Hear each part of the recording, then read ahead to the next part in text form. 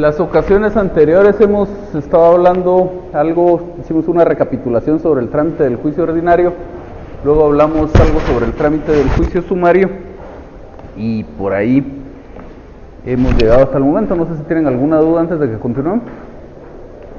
¿No? Bueno, entonces vamos a platicar hoy algunas generalidades sobre el juicio oral.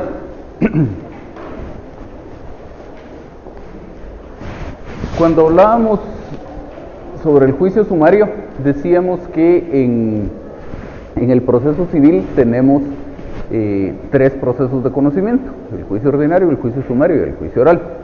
Los otros dos, el ordinario y el sumario, son procesos netamente escritos. Y este que se llama juicio oral se supone que es un tipo de proceso en el que se pretendió implementar de alguna manera el principio de oralidad, aunque ya vamos a ver que en la práctica realmente no funciona tan así. Hay algunas luces del principio de oralidad en la aplicación de este juicio, pero es más un juicio oral de nombre que de realidad. En realidad es un proceso pues que en líneas generales se desarrolla más de forma escrita que de forma realmente oral. Pero pues interesa sobre todo conocer su procedimiento porque hay varios asuntos que se tramitan por esta vía.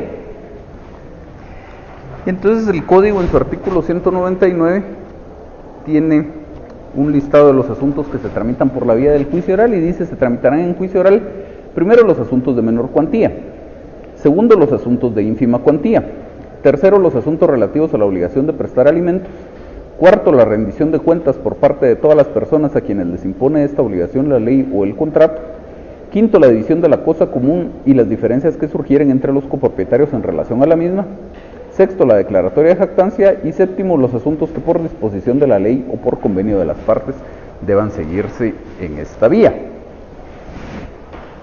Entonces ya vemos aquí en este último inciso que el código, al igual que lo hace con el juicio sumario, permite que las partes pacten acudir a la vía del juicio oral para resolver sus controversias. Igual que pasa con el juicio sumario, en la práctica es casi seguro que no vayan a ver ustedes algún contrato en el que las partes acuerden que las diferencias relativas al mismo se van a dilucidar por la vía del juicio oral. Ya decíamos en su momento que si fuera el caso de que las partes quieran pactar algo respecto a la forma de resolver sus controversias, seguramente pactarán acudir a un arbitraje y no a un juicio sumario o a un juicio oral, pero pues por lo menos ahí está prevista en la ley esa posibilidad. Y luego sí, bastante importante lo que dice respecto a que se tramitarán en juicio oral otros asuntos que por disposición de la ley deban seguirse en esa vía. Entonces, igual que veíamos con el juicio sumario, tenemos algunas otras disposiciones dispersas en la legislación en las que se establece la vía del juicio oral como la correspondiente para dirimir algunas controversias.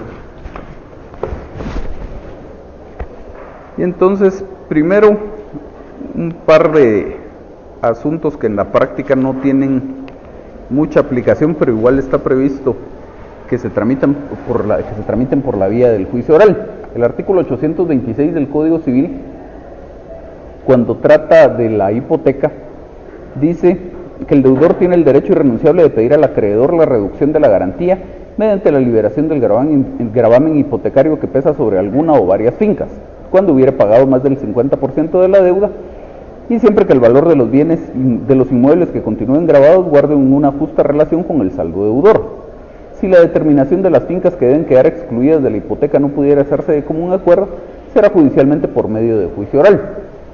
Entonces la idea aquí es, si yo constituyo una hipoteca sobre varias fincas para garantizar el cumplimiento de la obligación y luego ya pagué una parte considerable de la deuda, tendría derecho a que me liberen una o varias de esas fincas. Y entonces dice la ley que si no nos ponemos de acuerdo respecto a qué finca o qué fincas son las que van a quedar liberadas, hay que seguir un juicio oral para establecer únicamente ese punto. Y entonces no tiene mucho sentido, porque muy probablemente será se agotará más rápido el plazo para el cumplimiento de la obligación y probablemente termino de pagar yo la deuda antes de que el juez dirima en un juicio oral cuál va a ser la finca que va a quedar liberada, o incurro en un incumplimiento y me ejecutan primero antes de que esto se solucione. Entonces en la práctica no tiene mucho sentido, pero aquí está la norma. Y luego hay otra similar.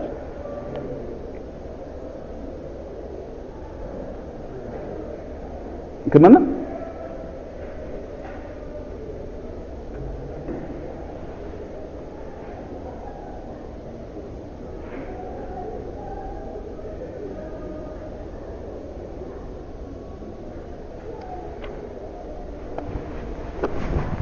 ¿Alguien tiene una ley de tribunales de familia? Gracias. ¿Qué manda? Fíjense que sí lo tenía en mis notas, pero luego tengo una anotación de que está derogado. Si quiere, vamos a buscar. ¿Qué manda?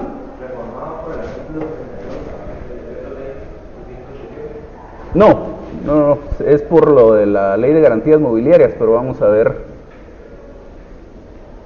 si está correcta la nota que tengo yo aquí o no.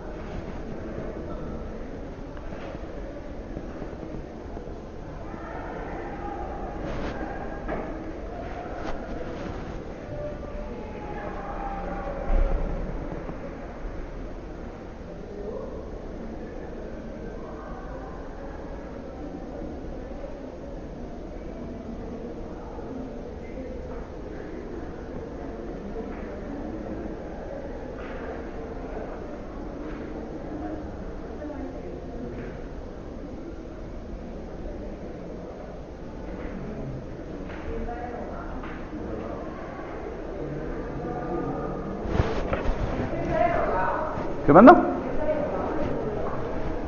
Deme un segundito, ahorita vamos a terminar de...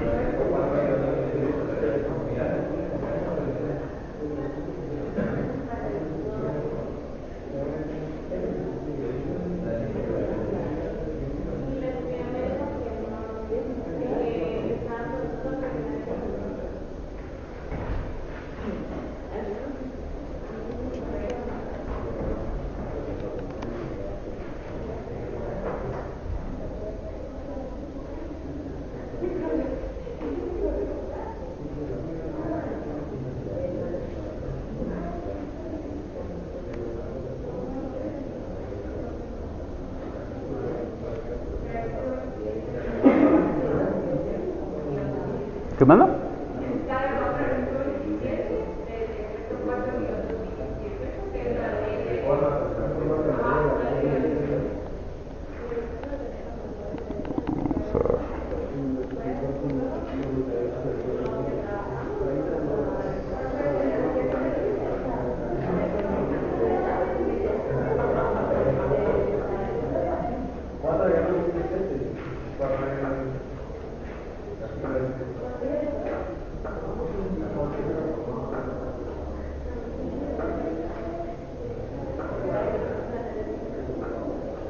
Sí, efectivamente, está derogado.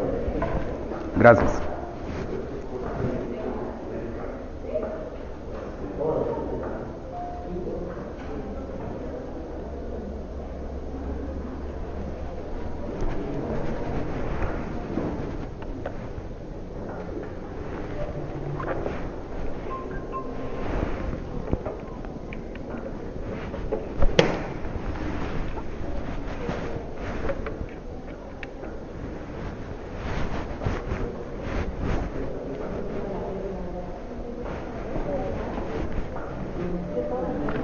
Bueno, entonces tenemos la ley de tribunales de familia.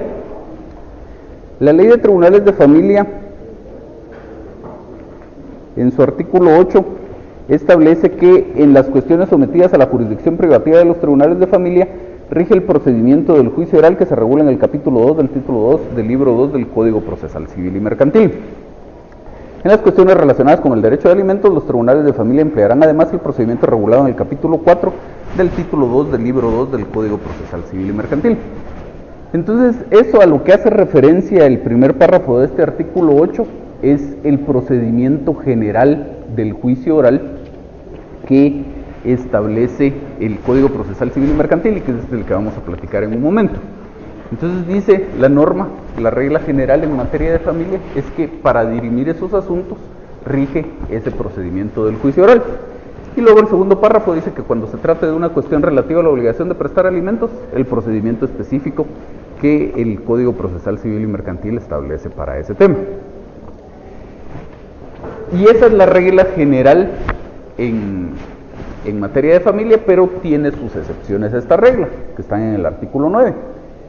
Y establece este artículo 9 una serie de asuntos que no siguen la regla del artículo 8. Dice los juicios relativos a reconocimiento de preñez y parto, paternidad y filiación, separación y divorcio, nulidad del matrimonio, declaración y cese de la unión de hecho y patrimonio familiar, se sujetarán a los procedimientos que les correspondan según el Código Procesal Civil y Mercantil. Y entonces ahí vamos a podríamos dividir estos asuntos que están enumerados en el artículo 9 en dos tipos de cuestiones. Unas que se van a sujetar a procedimientos específicos de jurisdicción voluntaria, caso en el cual pues obviamente seguimos ese procedimiento, y otras que tampoco en el Código Procesal Civil y Mercantil tienen alguna vía procesal específicamente señalada y por lo tanto se van a tener que tramitar en juicio ordinario. Entonces dice, los asuntos relativos a reconocimiento de preñez y parto, por ahí en el Código Procesal Civil y Mercantil hay un procedimiento de jurisdicción voluntaria para esos efectos. Paternidad y filiación, separación y divorcio son asuntos que si son contenciosos se tramitan por la vía del juicio ordinario, porque la ley no establece un trámite específico para el efecto. En cuanto a la separación y el divorcio, sí dice la ley que cuando son contenciosos específicamente debe seguirse la vía del juicio ordinario. En cuanto a la paternidad y filiación, no hay alguna disposición y por lo tanto seguimos la regla del artículo 96, en el sentido de que debe tramitarse por la vía del juicio ordinario. Siempre en cuanto a separación y divorcio, también está la posibilidad, eso lo vamos a ver más adelante en el curso, también está la posibilidad de que las partes se pongan de acuerdo en cuanto a que se quieren separar o que se quieren divorciar y por lo tanto la ley en esos casos establece un procedimiento de jurisdicción voluntaria específico. Luego dice nulidad del matrimonio, también sería un juicio ordinario, declaración y cese de la unión de hecho igual, y para el patrimonio familiar, por lo menos para la constitución del patrimonio familiar, está establecido también un procedimiento de jurisdicción voluntaria en el Código. Y entonces esos asuntos de los que acabamos de platicar quedan excluidos de la aplicación del juicio oral. En cuanto a todo lo demás, se aplica el juicio oral. Una buena cantidad de los asuntos sujetos a procesos de conocimiento que se tramitan en materia de familia son asuntos relativos a la obligación de prestar alimentos. Y para eso específicamente ya lo dice el artículo 199 del Código, que debemos utilizar la vía del juicio oral. Pero luego también hay otros asuntos que no se refieren a ese tema, que son de familia y que no están mencionados, buenas tardes, que no están mencionados aquí en este artículo 9. Por lo tanto, para todos esos asuntos se debe tramitar un juicio oral. Ejemplos de cosas que pasan en la práctica en materia de familia y que no tienen una vía procesal específicamente señalada y por lo tanto se tramitan por la vía del juicio oral, encontramos los temas relativos a guardia y custodia, relaciones familiares, a la patria potestad, la pérdida de la patria potestad, por ejemplo. Todos esos temas son temas de familia, están sujetos a un proceso de conocimiento, son contenciosos y como la ley no dice lo contrario, se tramitan por la vía del juicio oral. Gracias. Y luego tenemos otro par de disposiciones en la ley de derecho de autor y derechos conexos y en la ley de propiedad industrial hay otras dos normas que nos remiten al juicio oral. La ley de derecho de autor y derechos conexos es el artículo 133. El artículo 133 de la ley establece que los procesos civiles que se promuevan para hacer valer los derechos reconocidos en esta ley se tramitarán de acuerdo con el procedimiento del juicio oral establecido en el libro segundo, título 2, capítulos 1 y 2 del Código Procesal Civil y Mercantil. No obstante lo dispuesto en este artículo o en cualquier otra disposición contenida en la presente ley que dé lugar a acciones civiles o mercantiles, los interesados también podrán utilizar métodos alternos de resolución de controversias tales como la conciliación y el arbitraje. Entonces, en principio, tenemos que tener en cuenta que la ley de derecho de autor y de derechos conexos establece también por ahí algunos delitos relacionados con esa materia. Y obviamente para el caso de los delitos, pues nos sujetaremos a lo que establezca la materia procesal penal. Por eso es que el artículo empieza haciendo referencia a los procesos civiles.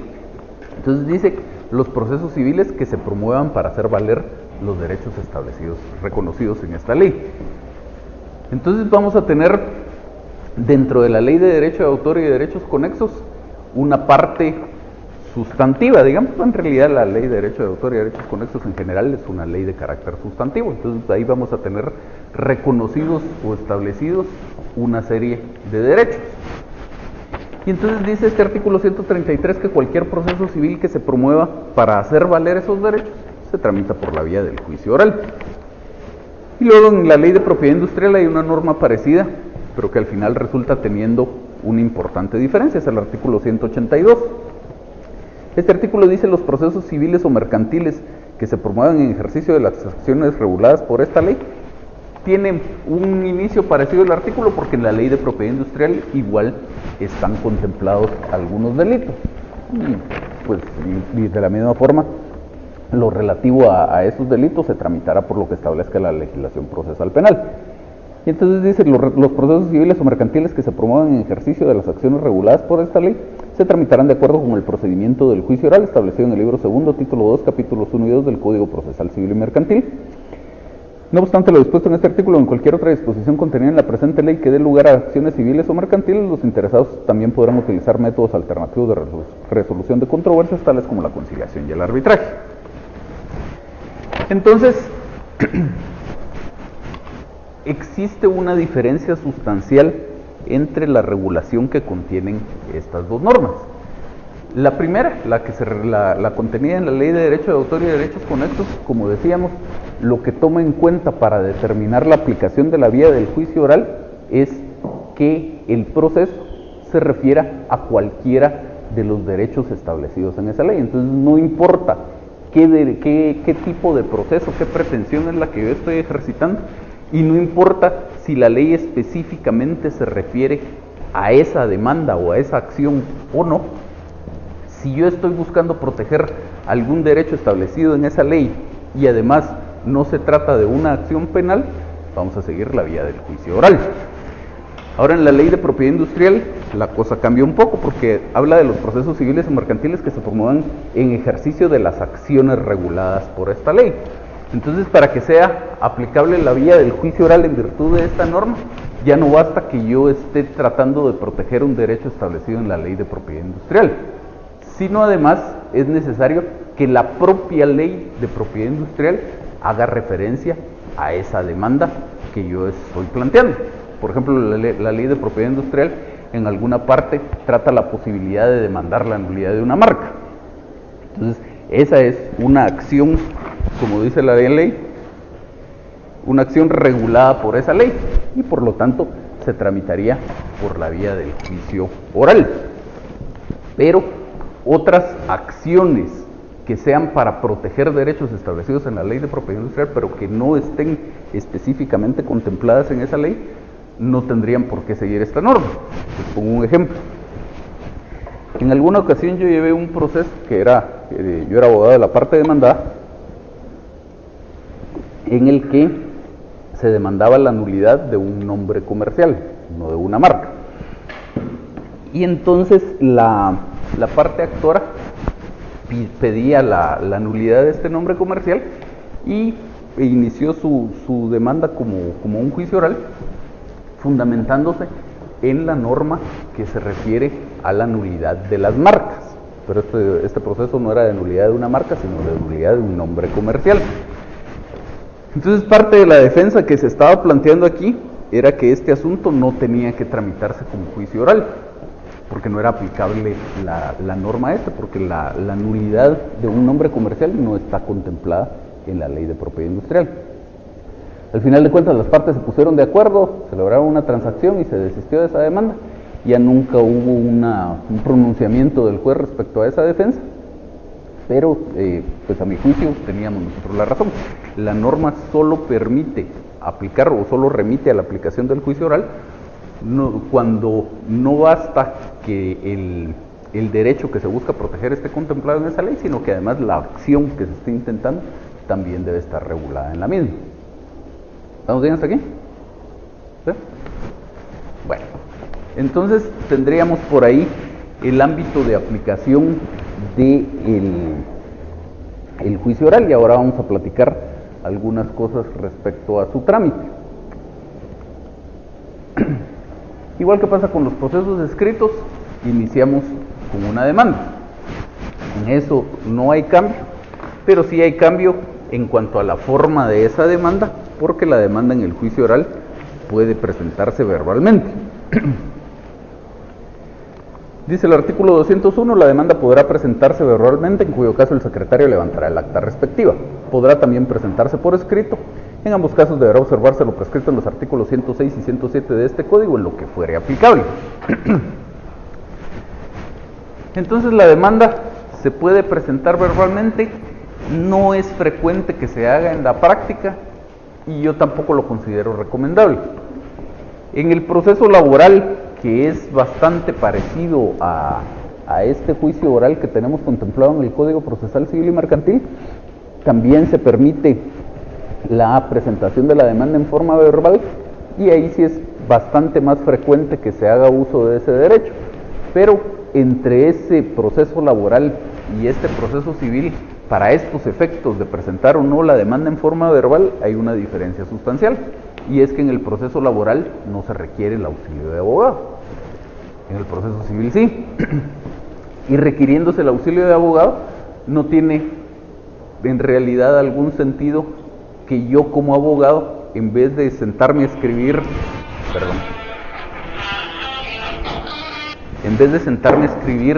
la demanda en la comodidad de mi oficina, me vaya a sentar frente al secretario del tribunal a esperar que levante un acta de la demanda. Entonces, no tiene mucha aplicación esto en la práctica, aunque la posibilidad está ahí prevista en la ley. Y en realidad, el presentar una demanda en forma verbal no convierte al juicio en oral, lo que importa es la parte de su tramitación. La demanda e incluso su contestación son cosas que deberían hacerse por escrito. Ya cuando inicia el proceso, la ley podría establecer que exista una intervención oral de los abogados de las partes, haciendo una especie de resumen del contenido de su demanda y su contestación, como para introducir al juez en el tema de la recepción de las pruebas de qué se trata el asunto. Pero la demanda propiamente creo yo que debería ser siempre presentada de forma escrita. Entonces, igual hay que verificar si se cumple o esa demanda o no con los requisitos. Si no cumple con los requisitos, el juez está obligado a rechazar esa demanda.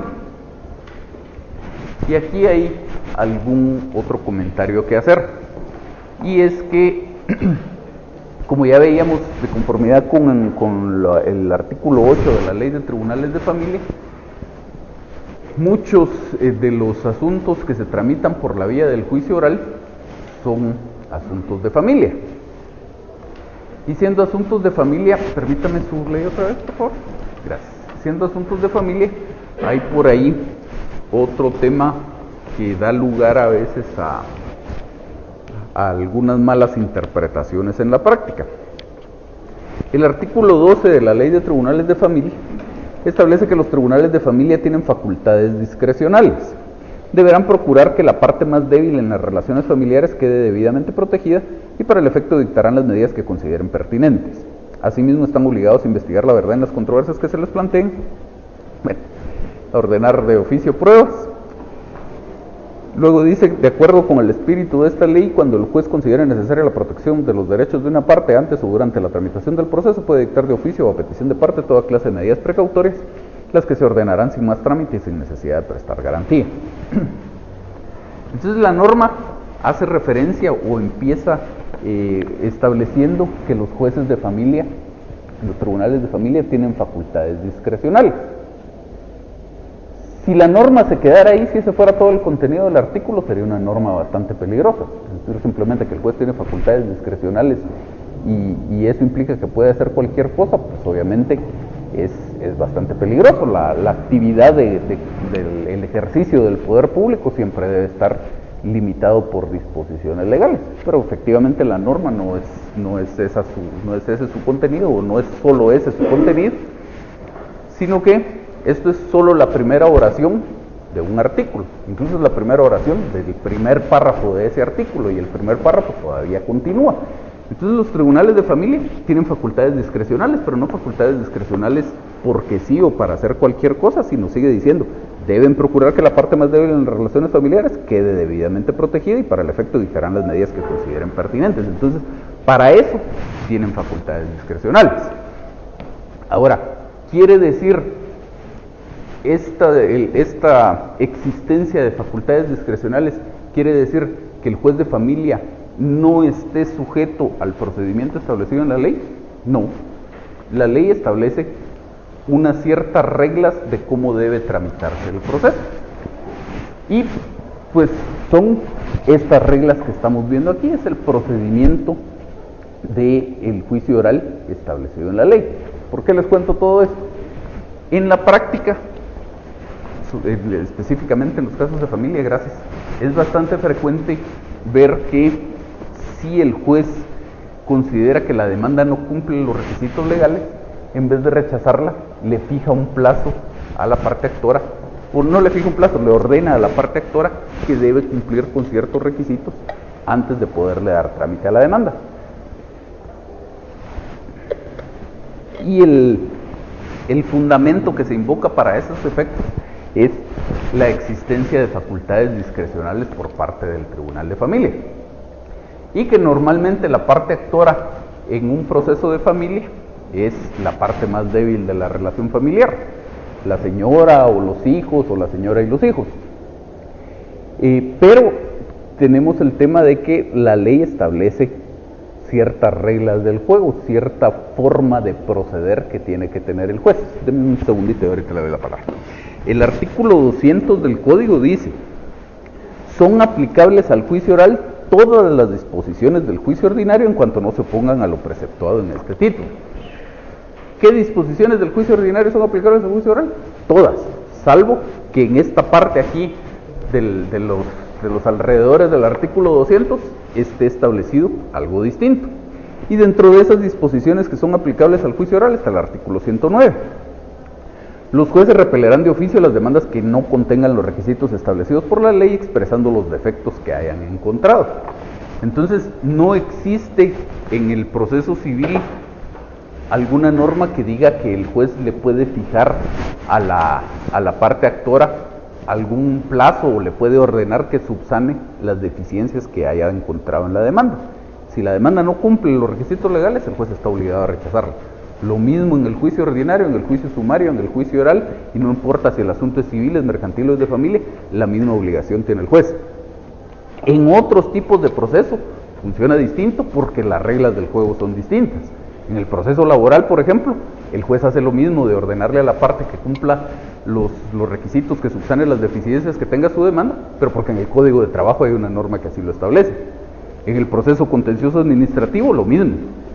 La ley de lo contencioso administrativo establece que el tribunal debe calificar que la demanda cumple los requisitos, y si no los cumple también debe ordenarle a la parte actora que subsane las deficiencias. Pero aquí no tenemos una norma como esas. Incluso hay una sentencia de la Corte de Constitucionalidad que específicamente hizo referencia a esto que les estoy contando. Dijo que no existe en toda la normativa legal alguna norma que permite hacer uso de esto que se conocen como los previos en los asuntos de familia, que si el juez de familia determina que la demanda no cumple los requisitos legales, lo que tiene que hacer es rechazarla. ¿Bien? Entonces, la otra posibilidad es que en la demanda sí se cumpla con todos los requisitos legales y por lo tanto el juez debe admitir para su trámite esa demanda. En los procesos escritos en el ordinario y el sumario, en esa misma resolución en donde el juez admite para su trámite la demanda, debe emplazar a la parte demandada, es decir, le tiene que fijar un plazo que decíamos que por su naturaleza es para contestar la demanda, 9 días en el caso del juicio ordinario, 3 días en el caso del juicio sumario.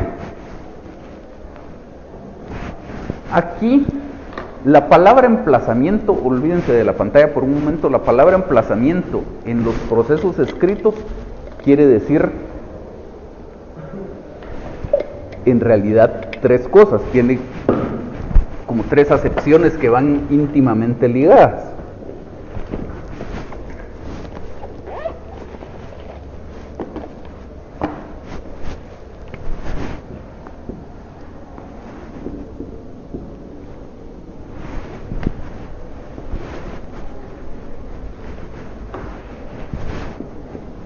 Tenemos igual la demanda, la resolución que le da trámite,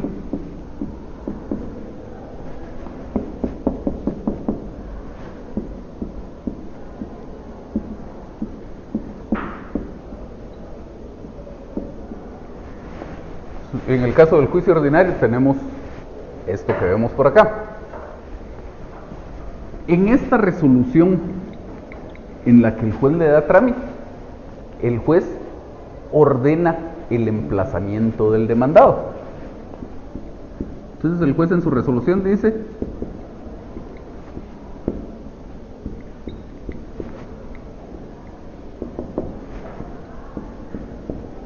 se emplaza el demandado confiriéndole audiencia por 9 días.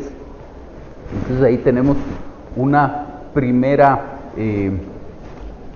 mención o una primera actuación que existe en el proceso relativa al emplazamiento, la fijación del plazo que el juez hace en la resolución, que al final de cuentas es simplemente para cumplir el requisito legal, porque no es que el juez tenga alguna libertad en cuanto a cuál es el plazo que va a fijar, el plazo ya está específicamente establecido en la ley. Entonces el juez ya solo lo que hace es materializar esto en su resolución, indicándole expresamente al demandado que tiene 9 días para contestar su demanda.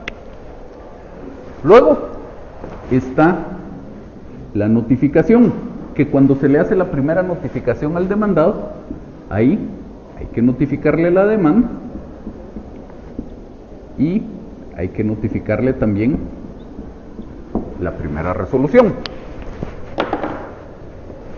Y esto es lo que nos dice el artículo 67 del Código.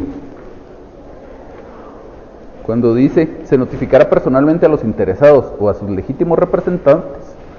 Olvidémonos de lo que dice la reconvención. Dice la demanda y la primera resolución que recaiga en cualquier asunto. Al demandante obviamente también hay que notificarle esa resolución, pero ese es para efectos del demandante esa notificación no tiene realmente una verdadera trascendencia, siempre y cuando por supuesto le hayan dado trámite a su demanda. Es simplemente el cumplimiento del requisito legal de que toda resolución debe hacerse saber a las partes. Para efectos del demandado, no basta notificarle solo la primera resolución, sino además dice la norma, hay que notificarle la demanda. Y la demanda es la única actuación distinta a una resolución que se notifica en todo el proceso. Dice también la reconvención, pero es porque sigue los mismos lineamientos de la demanda. Pero es lo único distinto a una resolución. De ahí en adelante en todo el proceso ustedes van a ver que dice: le notifiqué a fulano de tal la resolución de fecha tal, le notifiqué a fulano de tal la resolución de fecha tal. Lo único distinto a una resolución que se notifica es la demanda. Entonces, al notificarle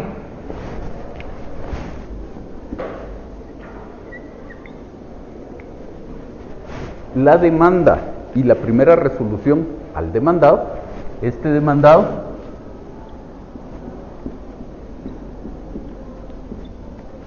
queda emplazado. Y entonces es el segundo momento en el que hacemos referencia al emplazamiento en el proceso. Pero hasta entonces todavía no han empezado a contar estos 9 días que establece la ley a los que ya hizo referencia el juez en su primera resolución y de los que ahora ya está enterado el demandado porque ya le notificaron. A partir del día siguiente a esa notificación comenzará a contar este plazo de 9 días y esos son los 9 días del emplazamiento. Y entonces aquí vemos un tercer momento en el que se lleva a cabo alguna actuación relativa al emplazamiento en el proceso. Entonces el emplazamiento no es una sola etapa aislada o una sola actuación aislada, sino se descompone en estos 3 momentos para que efectivamente lleguemos al tema que en realidad interesa para efectos del proceso, que es que el demandado tenga sus 9 días para establecer cuál es la actitud procesal que va a adoptar. Y eso funciona exactamente igual en el juicio sumario, con la única diferencia de que el plazo es distinto, es de 3 días. Pero de la misma forma, en esta primera resolución, el juez indica, se emplaza al demandado por 3 días, igual le van a tener que notificar la demanda y la primera resolución, y a partir del día siguiente van a empezar a contar los 3 días. Ahora en el juicio oral funciona distinto, porque en el juicio oral la ley no establece un plazo que se le deba conferir al demandado para contestar la demanda. Por lo tanto, el juez tampoco le establece al demandado un plazo para contestar la demanda, sino que lo que se hace es señalar un día y hora para la comparecencia de las partes al juicio oral. Y de estas 3 actividades relativas al emplazamiento que vemos aquí, la única que se lleva a cabo en el juicio oral entonces es esta: la notificación de la demanda y la primera resolución.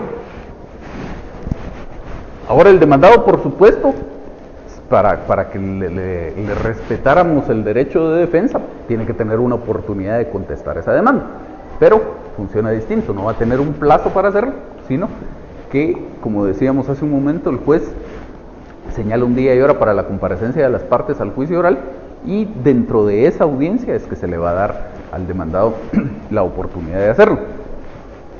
¿Cuánto tiempo tiene el demandado entonces? En el caso del juicio oral y en el caso del juicio ordinario y del juicio sumario, ya desde que a mí me notifican la demanda, tengo la total certeza de cuál es el tiempo de que dispongo para contestar esa demanda. 3 días en un caso, 9 días en el otro. En el caso del juicio oral, dependerá de con qué tanta antelación me hayan notificado la demanda. Y entonces veamos por aquí un par de normas que establece la ley al respecto. Dice el artículo 202: si la demanda se ajusta a las prescripciones legales, el juez señalará día y hora para que las partes comparezcan a juicio oral. Si la demanda se ajusta a las prescripciones legales, debe señalar ese día y hora. Si la demanda no se ajusta a las prescripciones legales, aquí en esta parte la ley no dice nada, y entonces les insisto, lo que tenemos que hacer es, de conformidad con el artículo 200, aplicar las reglas del juicio ordinario y que el juez rechace esa demanda.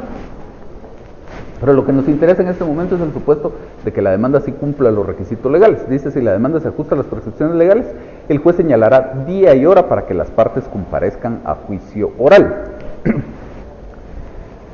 Entonces, desde esta primera resolución, en esta resolución en donde el juez le da trámite a la demanda, dirá, luego de las otras disposiciones generales que tenga que adoptar, se admite para su trámite la demanda en juicio oral de lo que quieran ustedes, de fijación de pensión alimenticia, promovida por fulano en contra de mengano.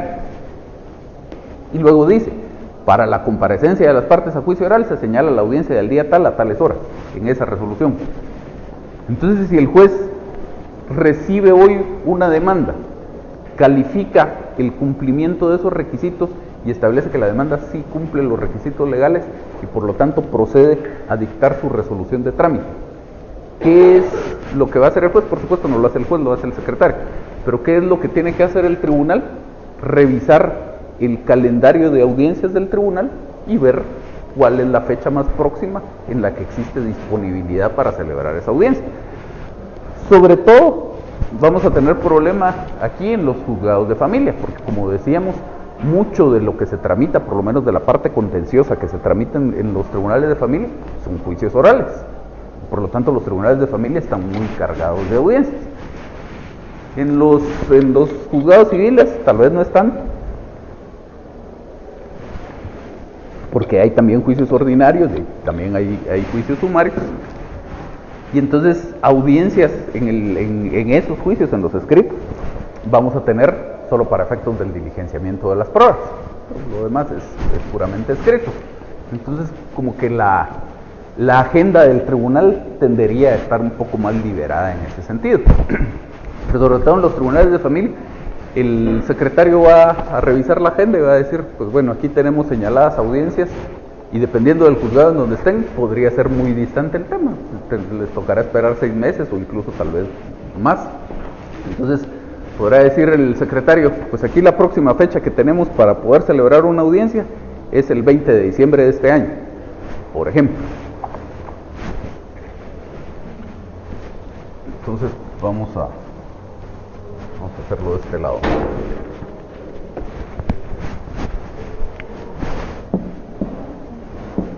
Entonces, nuevamente, yo presento la demanda y veámoslo en días con el calendario real. Digamos que yo presenté la demanda el 22 de agosto de este año, que fue ayer.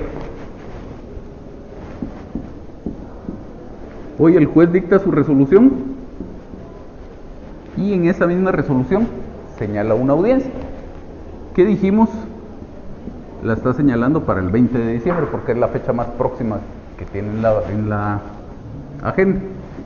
Y entonces ya sabemos que la audiencia, salvo que pase otra cosa, se va a llevar a cabo el 20 de diciembre.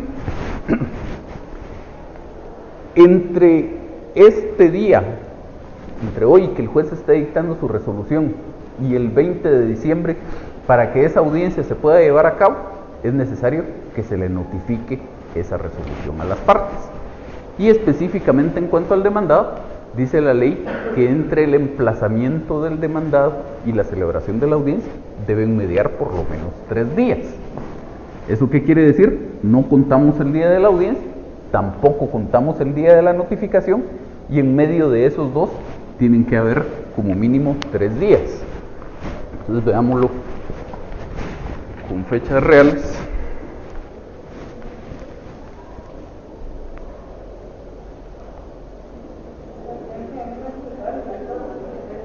Por supuesto, todavía tendríamos que estar en el supuesto de que este tribunal no vaya a ser de los que salen de vacaciones en diciembre. Pero, efectivamente, el 20 de diciembre es jueves. Y entonces, tienen que mediar 3 días, que son el miércoles, el martes y el lunes. Que esto es 19, 18 y 17 de diciembre. Obviamente el sábado y el domingo no cuentan. El día anterior, el día hábil anterior a esto, es el viernes 14 de diciembre.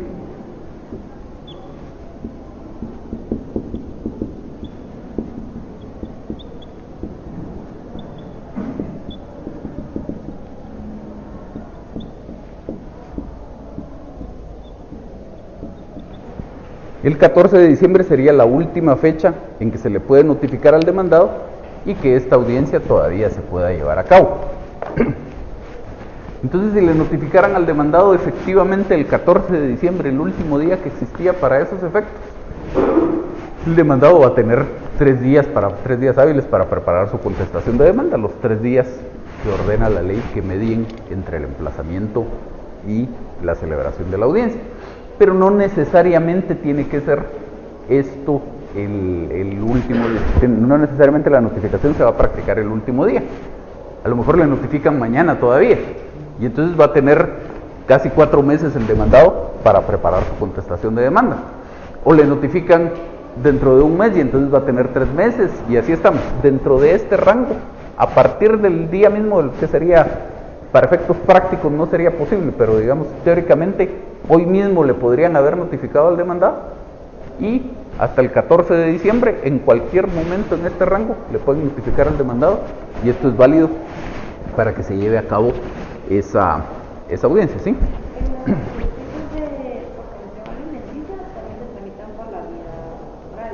Si es relativo, si es un tema que tenga que dirimirse en un proceso de conocimiento, porque la norma dice los asuntos relativos a la obligación de prestar alimentos.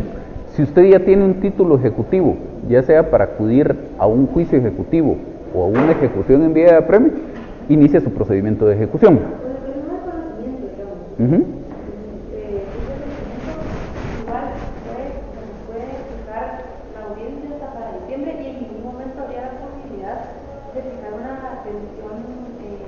La pensión provisional siempre se la fijan desde la resolución. Lo que sí es que la audiencia tendrá que esperar, y aquí todavía estamos viendo un panorama optimista. Muy probablemente, si vamos a revisar los calendarios de los tribunales de familia, le están señalando audiencias para el próximo año. ¿Sí? En este caso, si tienen como es una pensión provisional, tienen que notificar al día siguiente para que empiece, o sea, hasta el momento que se celebre, hasta el día que se llegue a celebrar la audiencia. No necesariamente, porque al final de cuentas, digamos que usted es el abogado de la señora que está demandando el pago de la pensión alimenticia, la fijación de la pensión alimenticia. ¿Qué le interesa a usted y qué le interesa a su cliente que pase en cuanto a esa pensión provisional?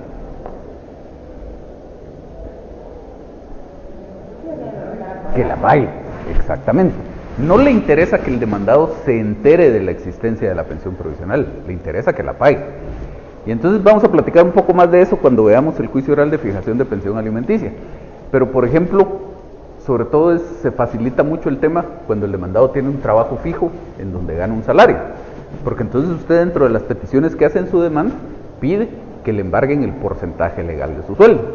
Pero además pide que mensualmente lo descontado se lo entreguen a la señora. Entonces, en el lugar de trabajo del señor, si fuera esto cualquier otro juicio, un juicio de cualquier otra cosa que a usted se le ocurra, lo que tiene que hacer, si digamos que no pagó la tarjeta de crédito y piden que le embarguen el porcentaje legal de su sueldo, ahí mensualmente le descuentan el porcentaje legal de su sueldo a la persona, pero eso queda en poder del patrono.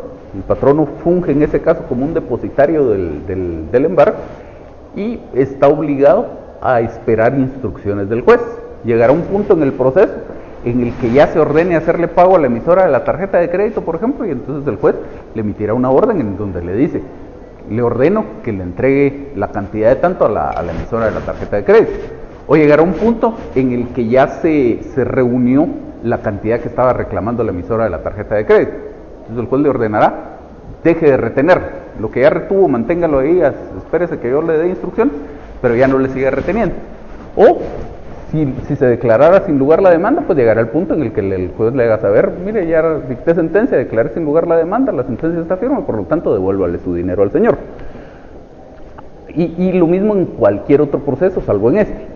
En el proceso de familia, la ley establece, pues obviamente por la urgencia misma de las pensiones, no puede pasar la gente sin comer todo este montón de tiempo. Entonces ahí no está obligado el tribunal a quedarse, y no debería el tribunal quedarse solo con ordenar el embargo, sino puede ordenar que de una vez se le vaya entregando el dinero.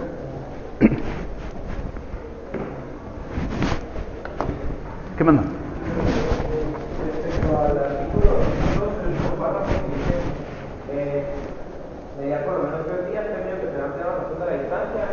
Usted explicó no importa en cuánto tiempo lo den la audiencia, tiene que ser 3 días, lo pueden hacer todavía. No, vamos a ver, aquí a lo que la norma está haciendo referencia, partamos este último párrafo en 2. Entre el emplazamiento del demandado y la audiencia debe mediar por lo menos 3 días. Entonces, ahora sí veamos la diapositiva que tenemos por aquí. Dice emplazamiento, el demandado puede adoptar cualquiera de las actitudes procesales. Vamos a ver un par de diapositivas más y luego regreso a darle la respuesta. Entonces dice que en esa primera resolución el tribunal señala la primera audiencia Y aquí tenemos gráficamente más o menos lo que tratamos de hacer acá, que dice que en el cuadrito que tienen ustedes a su izquierda, dice emplazamiento, este de acá. En este dice primera audiencia. Si ampliáramos un poco más esto,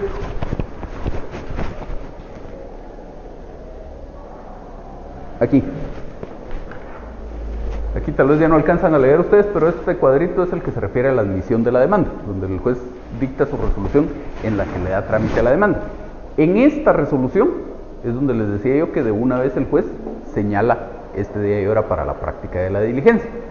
El emplazamiento, que es lo que está aquí, para efectos del juicio oral, no tenemos estas tres partes que teníamos aquí, sino solo la de medio y solo la práctica de la notificación. Entonces, cuando la ley dice aquí, entre el emplazamiento del demandado y la audiencia deben mediar, a lo que se está refiriendo es entre el día en que le notifiquen al demandado la demanda y la resolución que le da trámite, deben mediar por lo menos 3 días. Entonces, cuando hacemos referencia aquí al emplazamiento, estamos hablando de la notificación al demandado de la demanda y la resolución que le da trámite. Aquí en medio deben haber 3 días que los contamos así. No contamos el día de la notificación, no contamos el día de la audiencia. Ahora dice, la otra parte del parrafito este que usted estaba viendo, término que será ampliado en razón de la distancia. Bueno, perdón, antes de ver todavía esa última parte. Entonces la norma dice, deben mediar por lo menos 3 días.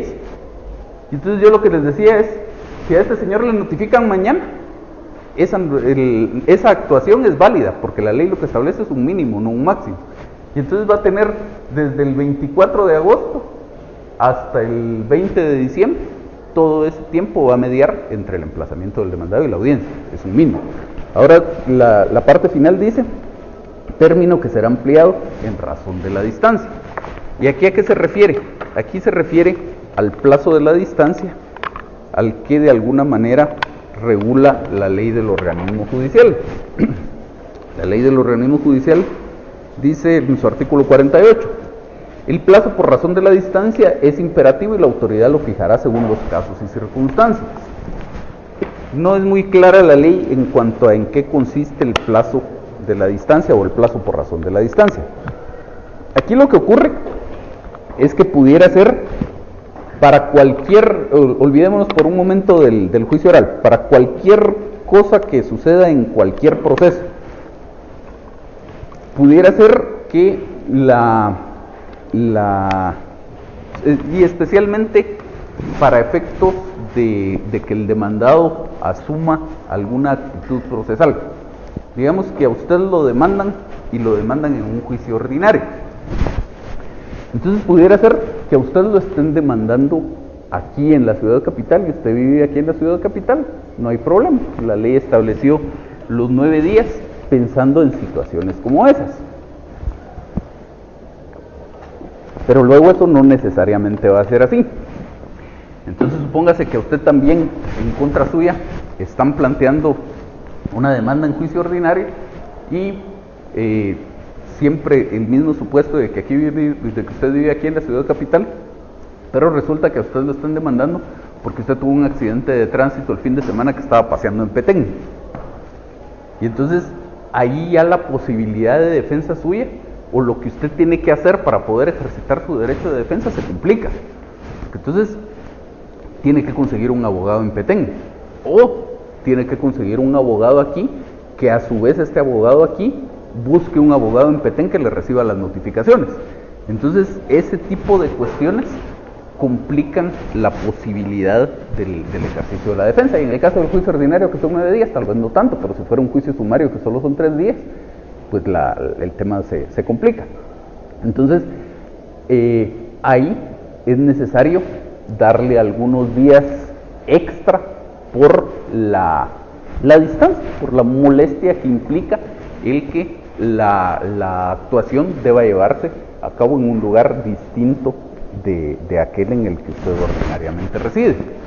Entonces si nos quedáramos con el ejemplo del juicio ordinario, este caso en donde usted lo estaban demandando en Petén, el juzgado dirá, se admite para su trámite la demanda en juicio ordinario de tal cosa, se emplaza al demandado por 9 días y a continuación dirá, se fija el plazo por razón de la distancia en 5 días o en 3 días, lo que el juez considere, porque la ley no establece algún parámetro.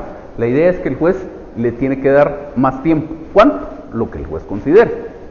Entonces, a eso se refiere esta última parte aquí del artículo plazo que será ampliado en razón de la distancia. Entonces el juez, en un juicio oral, si resultara lo mismo, a usted lo están demandando, pero ahora ya no era por el choque del carro, sino es por fijación de pensión alimenticia, lo están demandando en un juicio oral. Y entonces dice que se señala la audiencia del día tal a tales horas, y ahí también tendrá el juez que establecer un plazo por razón de la distancia. Entonces ya esta antelación mínima no va a ser de 3 días, sino va a ser de 5 o va a ser de 10 o lo que el juez estime necesario.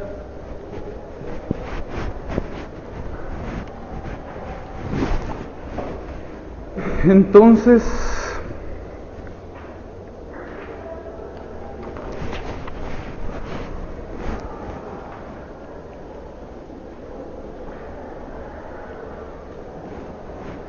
entonces ya tenemos claro cómo funciona esta parte de la fijación de la primera audiencia y la antelación mínima para notificar al demandado. ¿Sí? Y entonces, desde esa primera resolución decíamos que el juez señala un día y hora para la comparecencia de las partes al juicio oral, que va a ser la primera audiencia de ese juicio oral. Y luego esa audiencia, esa primera audiencia del juicio oral, se desarrolla en una serie de etapas. Dentro de la misma audiencia hay distintos momentos procesales que se llevan a cabo. Entonces vamos a ir viendo por aquí cómo es el desarrollo de esa primera audiencia. Dice el artículo 203,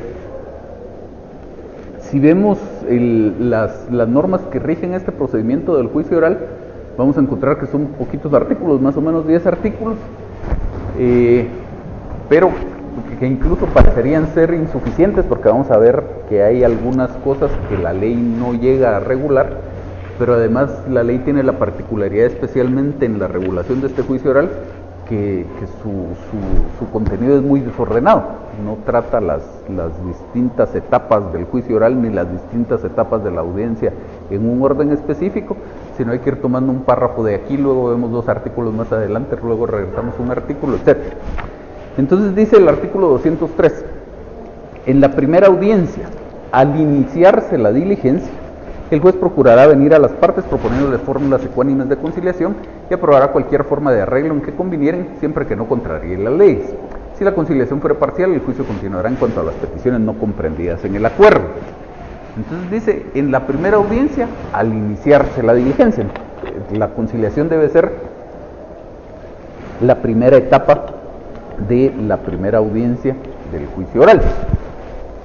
Antes de eso, por supuesto, el juez habrá verificado la comparecencia de las partes, pero nada más. Ya la primera actuación propiamente dicha de la audiencia es esta parte de la conciliación. Y entonces aquí de lo que se trata es de que el juez busque que las partes lleguen a algún arreglo. Como dice la norma, les propondrá fórmulas ecuánimes de conciliación. Les decía hace un momento que la regulación de este juicio oral en el proceso civil es muy parecida a la del proceso laboral. En el proceso laboral también se busca la conciliación, lo único es que en el proceso laboral la ley ordena que la conciliación se lleve a cabo una vez que ha sido contestada la demanda.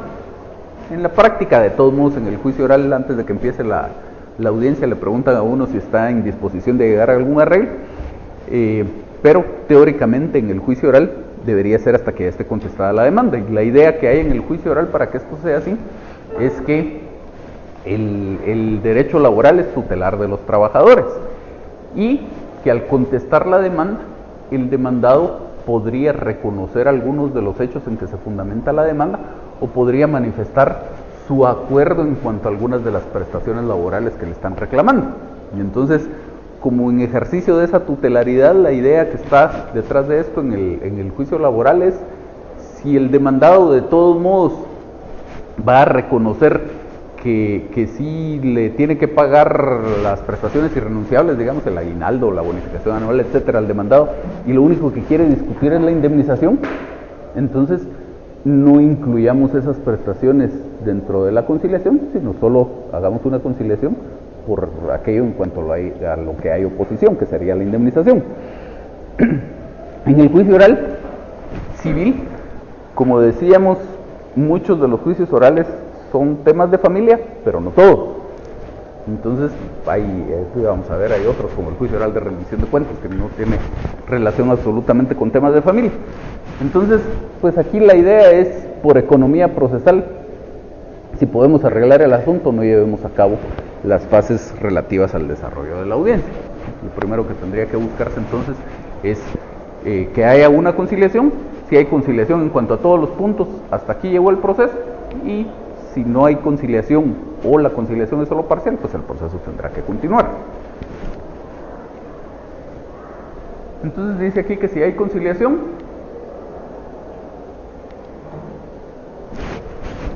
eso implicaría el fin del proceso, y dice entre paréntesis si hay acuerdo sobre todos los puntos del proceso.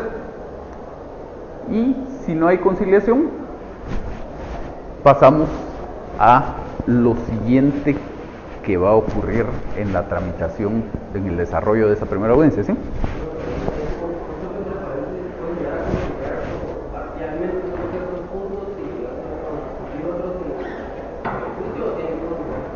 No, pueden conciliar solo sobre algunos puntos. Incluso eso que yo puse ahí lo dice expresamente la ley, que si la conciliación fuera solo parcial, el proceso continuará en cuanto a los puntos no incluidos en el acuerdo.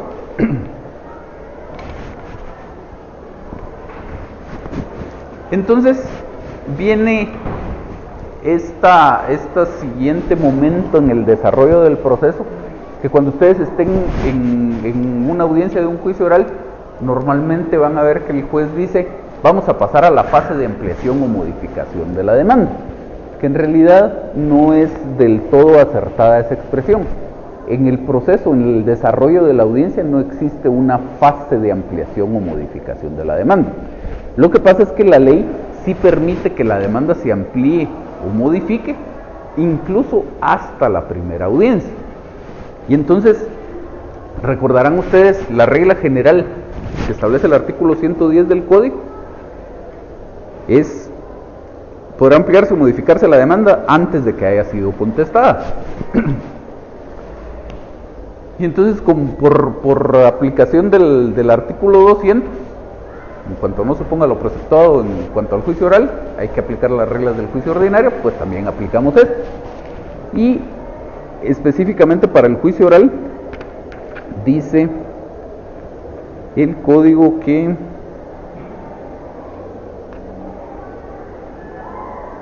el tercer párrafo del artículo 204 hace una referencia a la posibilidad de ampliar o modificar la demanda. Entonces dice: si en el término comprendido entre el emplazamiento y la primera audiencia, o al celebrarse esta, el actor ampliare su demanda, entonces ahí la ley me está dejando claro que la última posibilidad que tiene el demandado para ampliar o modificar su demanda es en la propia audiencia. Y lo que vendría a continuación en el proceso es ya la posibilidad para el demandado de contestar la demanda. Entonces, obviamente, hay que darle al demandado como la última oportunidad para saber si va a querer ampliar o modificar su demanda o no. Entonces no es en realidad una fase de ampliación o modificación de la demanda, sino es como la constatación final de si el demandado va a ampliar o modificar esa demanda. Si la amplía o modifica, aquí esta norma dice ahí: a elección del demandado, puede suspenderse la audiencia, suspensión de la audiencia y señalamiento de una nueva, o bien puede contestar la demanda en el mismo acto. Dice acá, este párrafo que estábamos viendo, ¿sí? Una duda: si va a ampliar o modificar la demanda, ¿es el demandado o la parte actora? La parte actora. ¿Por qué? Es como dice demandado. El demandado no sería... Ah, no. Lo que es a elección del demandado es si contesta en ese momento o no. Dentro de la audiencia. Ajá. Lo que pasa es que, digamos, yo soy demandante y usted es demandado, que es lo que vamos a ver ahorita a continuación. Yo soy demandante y usted es demandado. Entonces, en el momento de la audiencia me dice el juez: parte actora va a ampliar o modificar su demanda, y yo digo sí, amplío mi demanda en estos términos. Igual que pasa con la demanda, lo puedo hacer verbal o en forma escrita. A lo mejor llevo ya mi memorial de ampliación de la demanda. Y usted había pensado toda esa estrategia teniendo en cuenta el contenido de la demanda. Cuando ve mi ampliación de la demanda, dice, yo con esta ampliación de la demanda no me siento tan tranquilo, no está en las condiciones en que yo venía preparado para defenderme. Entonces la ley a usted como demandado le da la opción, contesta en ese mismo momento. A lo mejor esa ampliación o modificación de la demanda es intrascendente y su contestación de demanda que usted llevaba preparada de todos modos le sirve, o si es algo importante que ya le cambia la idea de qué es lo que usted tiene que hacer, y entonces usted dice, mejor pido que se suspenda la diligencia porque me quiero preparar bien para esta ampliación o modificación de la demanda, ¿no? Entonces dice, regresemos aquí para que si hay una ampliación o modificación de la demanda, a elección del demandado, se suspende la audiencia y se señala una nueva, o bien puede contestar en el mismo acto, que es lo que dice este artículo 204, si en el tercer párrafo, si en el término comprendido entre el emplazamiento y la primera audiencia o al celebrarse esta, el actor ampliare su demanda, el juez suspenderá la audiencia señalando una nueva para que las partes comparezcan a juicio oral en la forma que se establece en este código, a menos que el demandado prefiera contestarla en el propio acto. Entonces es una decisión del demandado. ¿Quiere contestar en este momento? ¿Se siente preparado a pesar de esa ampliación o modificación de la demanda para adoptar una actitud procesal? ¿O esta ampliación o modificación de la demanda le cambia la estrategia que usted tenía pensada y necesita reagrupar sus fuerzas para hacer algo distinto? Si se suspende la audiencia y se señala una nueva, volvemos a lo mismo que veíamos ahí. El juez en ese mismo momento señalará una nueva audiencia para un nuevo día y hora para continuar con la celebración de la audiencia, y tiene que mediar. Las partes van a quedar notificadas en ese mismo momento del nuevo día y hora, entonces tienen que mediar por lo menos esos 3 días para que pueda llevarse a cabo la diligencia. Y si no existe una ampliación o modificación de la demanda, ya pasamos al momento en que le tienen que dar su oportunidad al demandado para ver cuál va a ser la actitud procesal que va a adoptar. Entonces, llegado el momento de la celebración de la audiencia, primero verifica el juez si hay conciliación. Ya dijimos, si hay conciliación y es en cuanto a todos los puntos del proceso, ahí terminamos. Si no hay conciliación o es solo parcial, continuamos. El juez le pregunta al actor si va a ampliar o modificar la demanda. Si no la amplía o modifica, pues entonces el juez le da la palabra al demandado. Si la amplía o modifica, el demandado decidirá si quiere que se suspenda la audiencia o no. Y si no quiere que se suspenda la audiencia, entonces el juez le da la palabra al demandado.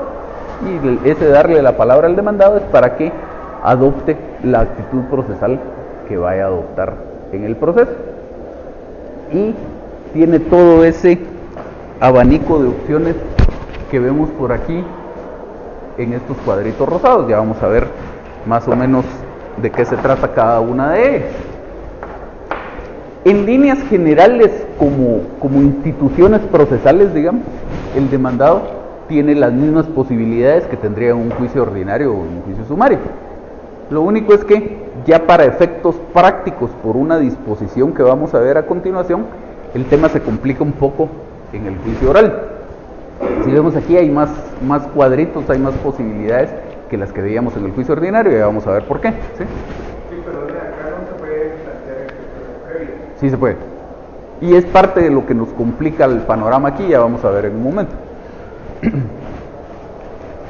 Entonces, igual que en el juicio ordinario o en el juicio sumario, el demandado se podría allanar a la demanda. E igual que pasa en el juicio ordinario o en el juicio sumario, si esto ocurre, el juez debe dictar sentencia, con la única diferencia de que aquí dice la ley que eso debe ser en un plazo específico, que es de 3 días.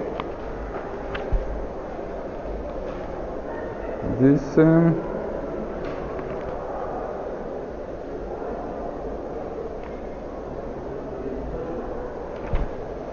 208. Sí, gracias. Si el demandado se allanare la demanda o confesare los hechos expuestos en la misma, el juez dictará sentencia dentro de tercero día. Entonces, en los 3 días tendría el juez que dictar sentencia si el demandado se allanare a la demanda. Luego la otra posibilidad es la rebeldía. Y aquí vemos otra diferencia sustancial con lo que pasa en los procesos escritos. En los procesos escritos únicamente puede haber rebeldía del demandado. En el juicio oral también puede haber rebeldía del demandante. Dice el código cuando ordena el señalamiento de la primera audiencia, dice el artículo 202, si la demanda se ajusta a las prescripciones legales, el juez señalará día y hora para que las partes, en plural, comparezcan a juicio oral, previniéndolas presentar sus pruebas en la audiencia, bajo percibimiento de continuar el juicio en rebeldía de la que no compareciere. Cualquiera de las partes que no comparezca a juicio, se va a continuar el juicio en su rebeldía. Obviamente, la rebeldía tiene distintas implicaciones si es la rebeldía del demandante o es la rebeldía del demandado. Si es la rebeldía del demandado, funciona más o menos parecido a cómo funciona la rebeldía en los procesos escritos. Es decir, el artículo 113 del código dice que si el demandado no contesta la demanda, se tendrá por contestada la demanda en sentido negativo y se seguirá el juicio en rebeldía a solicitud de parte. La regla general en el juicio oral, pero que tiene sus excepciones, es que pasa lo mismo si el demandado no comparece a esta primera audiencia y por lo tanto se tiene que continuar el juicio en su rebeldía. Lo que ocurre es que hay algunos juicios orales en los que está establecido que la demanda va a implicar una confesión. Entonces eso ya lo vamos a ver en detalle cuando vayamos viendo los juicios orales en particular. Pero quedémonos con que la regla general es lo mismo que en el juicio ordinario, se tiene por contestada la demanda en sentido negativo y continúa el juicio a pesar de la incomparecencia del demandado, y sepamos desde ya que esa regla tiene algunas excepciones por ahí. Ahora, sigue funcionando el tema de que la rebeldía es a solicitud de parte, no la decreta el juez de oficio.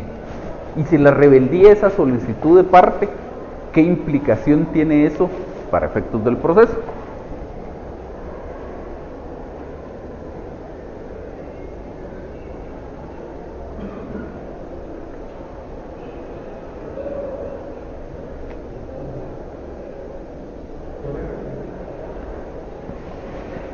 La rebeldía en el juicio ordinario es a solicitud de parte. Dice el código, se tendrá por contestar la demanda en sentido negativo y se seguirá el juicio en rebeldía a solicitud de parte. Entonces yo les digo, en el juicio oral no hay algo que me diga lo contrario, por lo tanto la rebeldía también tendría que ser a solicitud de parte. Entonces, para efectos del proceso, ¿qué implicación tiene que esa rebeldía tenga que ser a solicitud de parte? Exactamente. Se necesita que la parte actora, que ahorita todavía estamos hablando solo de la rebeldía del demandado, que la parte actora esté presente en la audiencia, porque es en la propia audiencia que la parte actora tiene que solicitar que se tenga por contestada la demanda en sentido negativo y se continúe el juicio en rebeldía del demandado. Entonces, no se puede llevar a cabo esa audiencia si la incomparecencia es de ambas partes. Si no llega ninguna de las dos partes, la audiencia no se puede llevar a cabo. A diferencia de lo que pasa en el juicio, en el proceso laboral, por ejemplo, que si no llega ninguna de las partes, dice la ley que el juez procede a dictar sentencia. En el caso del juicio oral, no. Si no llega ninguna de las partes, simplemente se hace constar en el expediente que la diligencia no se llevó a cabo por la incomparecencia de ambas partes, y el juez tendrá que señalar un nuevo día y hora para la comparecencia de las partes a juicio oral. Si esa vez no llegan, pues tendrá que hacer lo mismo, y hasta que por lo menos una de las dos partes esté presente, se podrá llevar a cabo la audiencia. Pues ahí seguirá el proceso pendiente para eterna memoria. Así es. No. ¿Usted qué preguntó, perdón?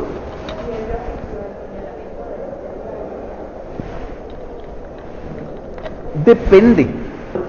O sea, teóricamente el proceso civil debería ser impulsado de oficio por lo que veíamos el semestre pasado, el artículo 64 del Código, que dice, vencido un plazo o etapa procesal, el juez dictará la resolución que corresponda al estado del juicio sin necesidad de gestión alguna. En la práctica, lo normal es que el juez no resuelva de oficio, que lo haga a petición de parte. Muy probablemente le corresponderá al interesado, que normalmente será el actor, presentar un escrito solicitando que se señale un nuevo día y hora para la celebración de la audiencia.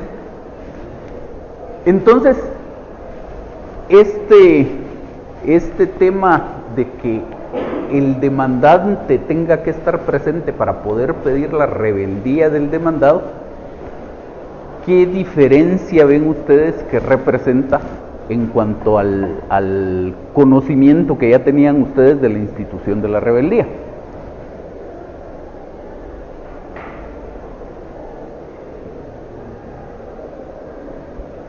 Aparte de que va a ser oral. Sí.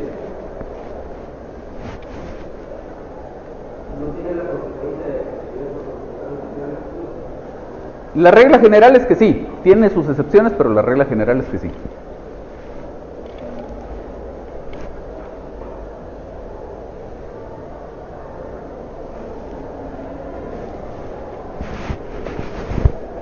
Cuando hablamos de la rebeldía, que lo hablamos el semestre pasado y también cuando hicimos la recapitulación este año, hacíamos referencia a una característica especial que tiene este plazo. ¿Cuál es? ¿Qué manda?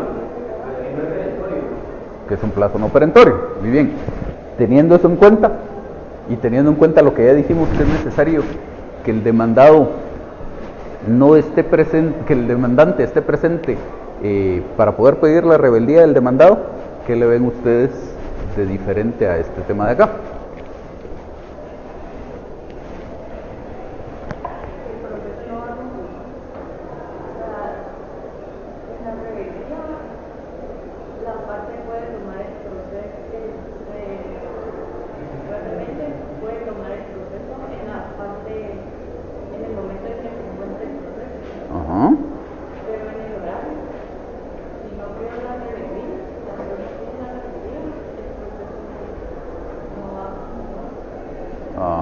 Más o menos por ahí va el tema.